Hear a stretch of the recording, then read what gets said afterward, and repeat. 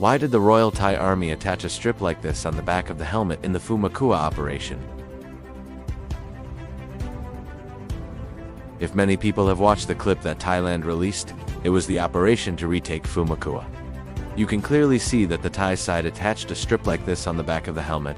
The first purpose was to make unit identification. Because on the battlefield there may be loud noise and chaos. Putting a strip on the back of the helmet makes it easy for those behind to notice, to know they are on the same side and which unit or squad it is. You can see different colors used, such as yellow and blue. It can be called another simple but effective method. It indicates being on the same side, and it distinguishes different units or squads. Why do Thai Army soldiers hold the front of the gun like this?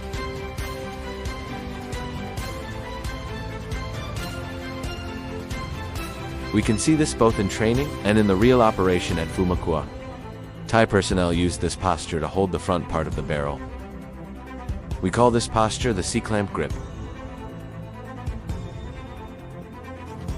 This style of holding the rifle is popular in CQB or close quarters battle, by using the hand to hold near the muzzle while moving and firing. It helps control recoil better, increasing the chance of hitting the target. And what is this gun-holding posture, and what are its advantages? We can clearly see that many Thai personnel use this posture to hold the gun, namely placing one hand on the front part of the gun barrel, allowing good movement and control of fire. Especially in CQB battlefields or QLIT battlefields, holding the gun like this while moving and firing helps control recoil very well, and increases the chance of hitting the enemy accurately.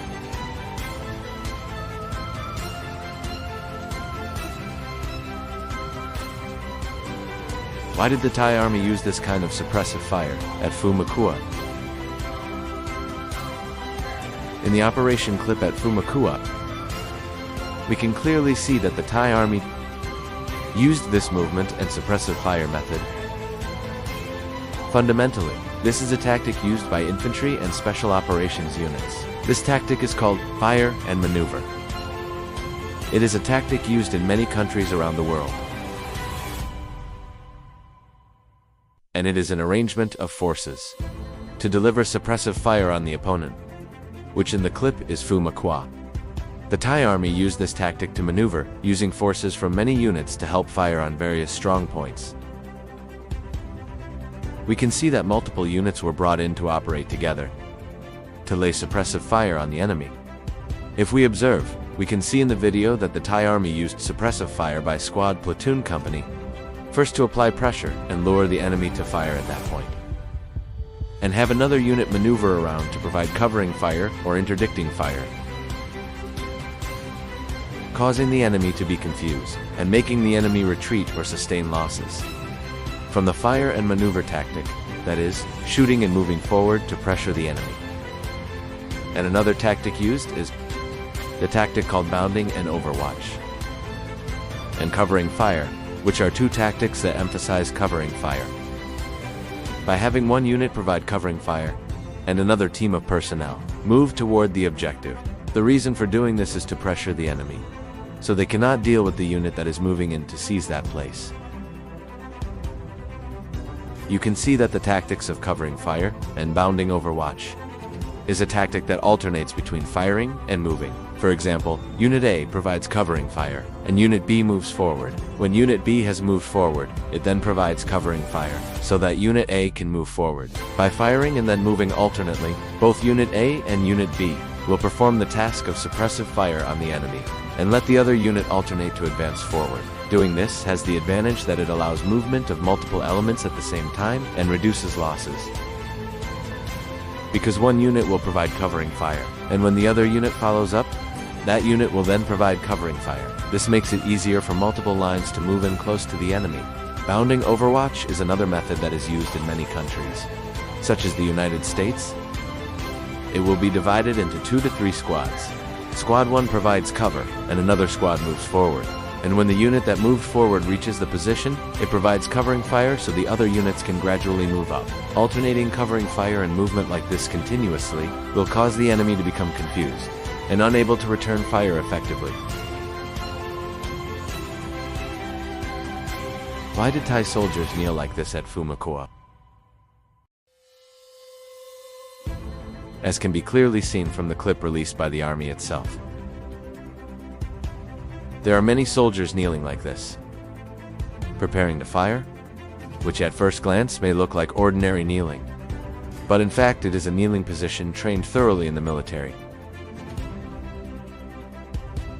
which in English we call this posture, kneeling position. It is kneeling while holding the weapon to prepare for use. There are two main positions. The first one we call low kneeling, or the low kneeling position, which is putting the buttocks close to the heels to aim and shoot in position. And another position we call high kneeling, which is kneeling like this, but the buttocks do not touch the back of the feet, because doing this is preparing to change the firing position, which can be clearly observed that in the Battle of Phu Makua, the Thai Army trained kneeling and firing positions consistent with international special combat manuals. And if we observe during clearing the couloir, there was one Thai soldier moving, using this leg posture along the trench or couloir of Cambodia. It can be observed that he was kneeling all the time, pushing one leg forward and firing. And this posture is consistent with military tactics. You can see that one leg is put forward, and the body leans while the other leg is extended backward, to prepare for movement and absorb the recoil of the gun. It can be clearly seen that the Thai Army kneeling like that is actually tactical movement, which is consistent with international standards. It can be clearly seen that doing this can control the recoil of the gun and also gradually move forward, as in the video clip. It can be clearly seen that the leg position can be changed quickly. One can lean the body lower to take cover, including raising the body higher to aim better as well.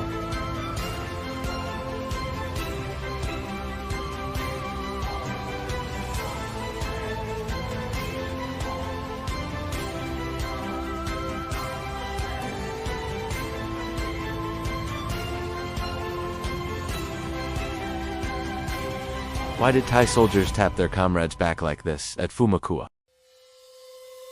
This shooting method in English we call two-man fire team tactics, which is two-man shooting or buddy shooting. It can be seen that tapping the back like that is a signal to assault and provide cover, such as one person firing. And when the time comes, the other person will tap the back as a signal to move forward or provide covering fire while the other is reloading. We call this buddy firing or two-team, or two-man tactic. This method is used by special forces worldwide, especially in CQB battlefields. The use of tapping like that is mostly used in battlefields, CQB, such as clearing buildings, and as in the video, it was clearing Phu Makua, which required teamwork, keeping watch to the rear, the front, left, and right sides as well. And in the battlefield, there is constant noise. Using a hand tap as a way to alert a comrade of the next signal, such as moving forward, or providing cover while oneself is reloading.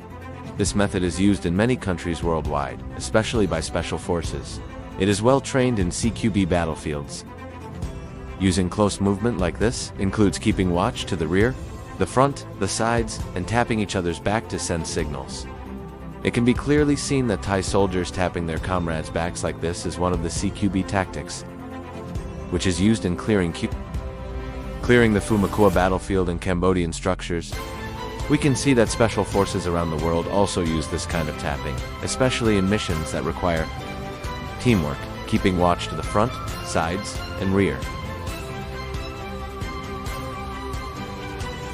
Why did the Thai Army use this kind of laser in the attack on Phu Makua?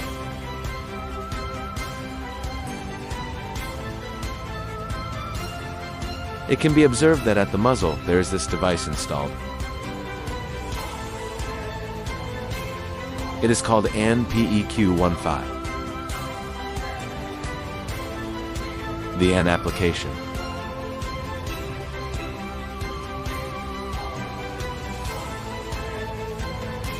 This device installed at the muzzle used by the Thai Army mainly has two functions. It can emit visible laser light, or emit infrared or laser light that is invisible to the naked eye, which requires a scope to see. This type of laser is used in many countries. It makes shooting more accurate, because wherever the laser points, then firing, the chance of hitting the target is very high. This device can also adjust the type of laser and infrared light. For example, adjusting it to emit low-level light makes it dim. But if adjusted to high power, it will be very bright, depending on use. Or it can be adjusted to be invisible to the naked eye, visible only to those using night vision or infrared scopes. It can be called sending a signal for friendly forces to concentrate fire on that spot. And it helps aim, making it possible to shoot the enemy more accurately. This device can be mounted on many types of guns, such as the M4 and M16. And besides being infrared light, it also has a flashlight attached, making it useful, both as a laser and a flashlight, especially for night combat, if it is a special forces unit, which aims with light invisible to the naked eye, but visible through night vision goggles or infrared scopes. It is used to mark the targets so comrades can concentrate fire in that direction, making the shooting even more accurate. And this is the reason why the Thai army used this device in the assault on Phu Makua, because it allowed precise aiming, taking out many Cambodians. Why did the Thai army use this weapon model in the operation to seize Phu Makua? And what is this weapon, and why is it fearsome? As can be seen in the video clip released by the army of the Phu Makua operation, the army used this weapon. It is the 106mm recoilless rifle. The 106mm recoilless rifle has long been used in the Royal Thai Army. The special feature of this weapon is that it can fire shells like artillery, and it can use high-powered rounds to destroy tanks, bunkers, and various military structures. A key advantage is that it can be mounted on vehicles, allowing fast mobility. The reason the Thai army used this weapon model to destroy various bases at Phu Makua of Cambodia is because it is a weapon that can move very quickly and has high destructive power. It can easily smash through very thick bunkers, since it uses the same type of ammunition as artillery. And it can be clearly seen that after firing, the firing position can be changed quickly, because it can be mounted on a ground base or mounted on a vehicle. After firing, moving the firing position makes it safer for the shooter as well. Thank you for watching. Goodbye. This is the land where I was born, so do not dare to trespass or break it down. You spread wild claims, wrecking all around. Don't even dream of trampling on my ground. Thailand stays calm, yet in war don't fear. We fight at full strength, drive enemies clear. This is Thai soil, my dad's alive, my grandpa died right here. We stand tall to shield this realm for our heirs. Blood for blood, heart for heart, through all years. I swear I will defend Thailand.